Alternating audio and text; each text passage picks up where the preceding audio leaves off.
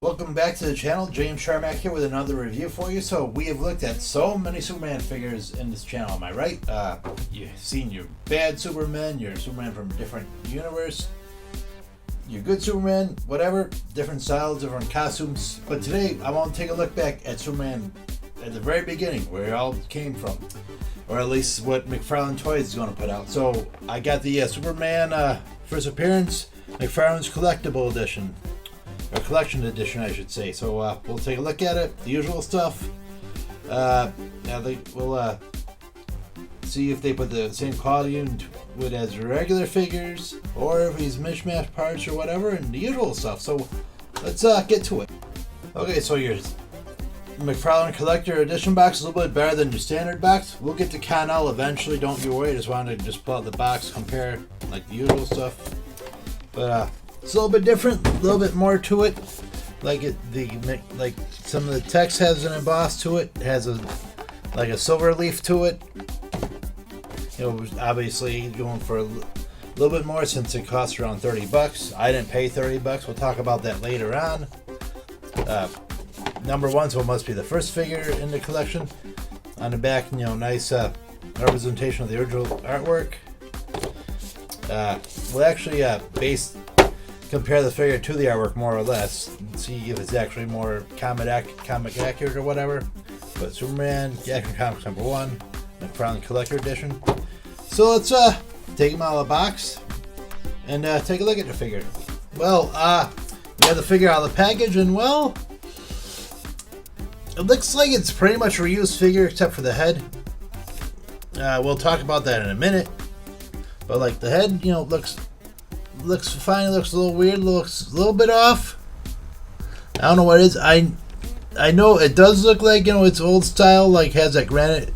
It literally almost looks like a Dick Tracy type of mold. Like just the way the eyes are squinting and all. But you know, it almost doesn't. I don't know. I know. I'm not saying it doesn't look like the comic. It just like the way the squinting eyes kind of just look a little bit off to me. But like, I know this isn't exactly 100. This isn't really a representative of the first appearance, because we'll, you know, take a look about that in a second. But, you know, it's more like a McFarlane inspired. I get it. McFarlane takes license sometimes, and they'll tweak it. But we'll I want to pull out, you know, one of the other Superman figures, so we're going to talk about that. Okay, so I really didn't want this to be a rant video, but I guess we're going down that road. But pretty much, it's for all intents and purposes, it's a rehash of the Superman Rebirth figure. If you can tell by the legs, definitely he's had the same legs. Okay, but the trunks are from the Superman Action Comics 1000. Chest and arms are basically from the same guy, though they did try to mask it up by you know, trying to mask it a little bit, but he's got the same indentations. They probably put some extra paint on it. So I don't know.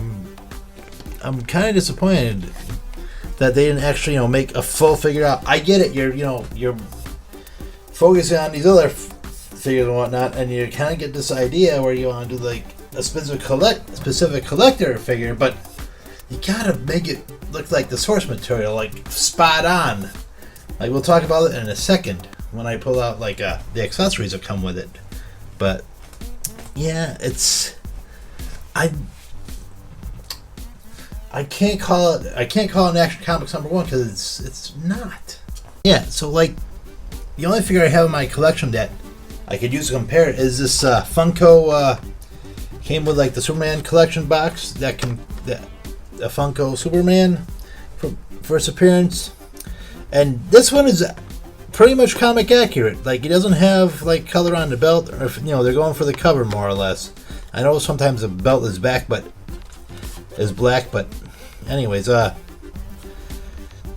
you can see, they go for, you know, like the musculature. Like the McFarlane one's, you know, like I said, it's a rehash, so you know he doesn't have that giant mass from the 1930s. They didn't do art like that back in the day. He has these booties on. They didn't even try to get the booties. They just slap down like, well, don't want to give him the regular boots, so, and it's not going to match the outfit, so let's just give him just straight up blue and see how it looks. Well, it looks fine, Bob. Let's put it on.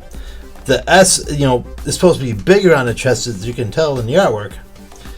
And yeah, let's look at the artwork. The artwork is, like I said, it's has that muscular physique build, but doesn't have that bulk like the modern day figures have. Or he's not supposed to. If it's supposed to be a first appearance, you gotta emulate the artwork, gotta emulate the style, gotta emulate the physical build.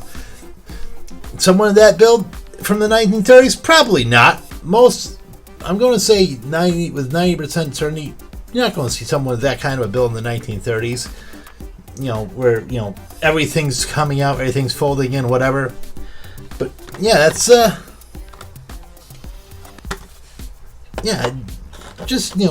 yeah.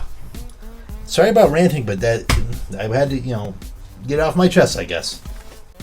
Okay, so it comes with a bunch of accessories. Nice card holder, nice. Looks like it's a real deal. Look legit. Supposed to look kind of classy. Nice embossed to the DC card, of course.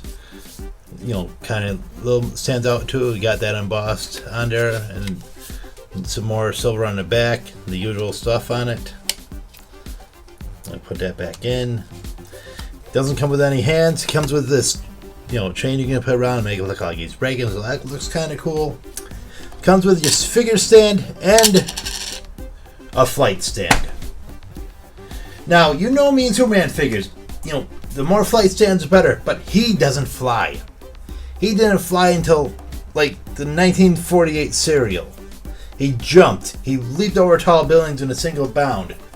He did it in the Max Fleischer cartoons. He didn't fly until later in the 1940s. Maybe even the radio serial, but predominantly I remember him not flying. Didn't fly in number 1 at least. If he's in the first appearance, you damn well better not make him fly or give him a flight stand, because he doesn't fly in the first issue. Thank you very much. And this is what he's going to look like when you get him in a leaping pose. We're not going to have him flying with the flight stand. He's going to be leaping if he's going to be doing it exact. I mean, I know he's going to be like settled down, but just, you got to go for the accuracy here, kids. You got to be right. If you're going to, just like slap something on, you got to make it look at least like the first appearance. You got to make it just like the first appearance. You got to represent the character. Give him the stuff that, fine, the chains are legit. But, a flight stand doesn't work for him. There you go. Alright, let's take a look at his articulation now that we got my rage issues out of the way. So he's got the usual McFarlane articulations. His head goes back that far, goes back that far, get my hand out of the way, goes forward that far, all the way around, can tilt a little bit. He's got that butterfly hinge in the shoulder, can turn his arm all the way around. Bicep rotation, double joint at the elbow, wrist rotation back and forth. Can bend back that far, can forward that far. Diaphragm rotation and waist rotation. Can bend his legs that far, forward and back that far. He's got that weird hinge, in the hip we know. Double joint the knee, ankle rotation, pivoting, and toe articulation. So, they didn't skimp on that. I guess it's not hard to skimp on it when you're using the reuse figure, right? And he had the same standing issues as Rebirth, of course. Okay, so what can I say? I mean, it looks fine. I'm not saying it doesn't look like a bad figure, but I'm saying it's not an accurate figure. That there wasn't any work put into it to make it look like an accurate figure. It was just, they worked on a head. I'm pretty sure those hands are coming from Bizarro, but too, and still, but if you're going to tell me this is a specific action figure, McFarlane Toys has usually done a good job. No, not usually. They've always done a good job. This is like their first faux pas that I've seen that, kind of just, rubs me the wrong way. Just, I don't like, it shouldn't be a reused figure at all. It should be a brand new sculpt. Should be, a little less bulky, definitely looking like it's out of the period. Then, and that would have been great. I would have liked that a lot. But if you're gonna slap some parts together and tell me this is that figure, I can't believe you. I can't go with it. So it's gonna be probably the worst figure I've seen all year. Don't quote me on it, but it's pretty close. So yeah, like I said, I didn't pay for this. I did some surveys and got some secondary income and put it towards some gift cards, bought it, but it runs for like $30 right everywhere. Is it worth $30? No. If it was a new figure, I would probably say so, but like I said, it's the fact that it's all reused parts except for the head, of course, kind of rubs me the wrong way. Not to mention that it comes with a flight. I mean, I'll definitely use it for like a different figure that maybe the Con-Al Superboy one can use the flight stand. When we do the review, we'll see if he has this flight stand. But I'm going, definitely going to put one that is going to use a flight stand or should be using a flight stand, let alone one for jumping. But yeah, I didn't want this to turn into a rant. I don't go into these videos looking to shoot them down, but if the bullseye is like a mile wide, I'm going to go for it. So anyway, thank you guys for watching. Hope you did like it. If you did like me railing off, let me know. If you don't like me railing off, let me know that too. Tell me settle down, relax. It's just an action figure, whatever. I get it. At the end of the day, it's a piece of plastic. I get it. But if you're going to tell me something, follow through and make it represent it. So yeah, there are more figure reviews coming up. Hopefully, we'll have better ones. Con-Al, obviously. We'll see how it goes. Going to continue on with that Guardians of the Galaxy 3 one. And we'll see how it goes. And as always, thank you guys. If you did like this video, for any reason, whatever, hit that like button, subscribe, whatever. Until the next time, this is James Sharmack. This has been a Nerd with J&J. And as always, keep on collecting and happy hunting.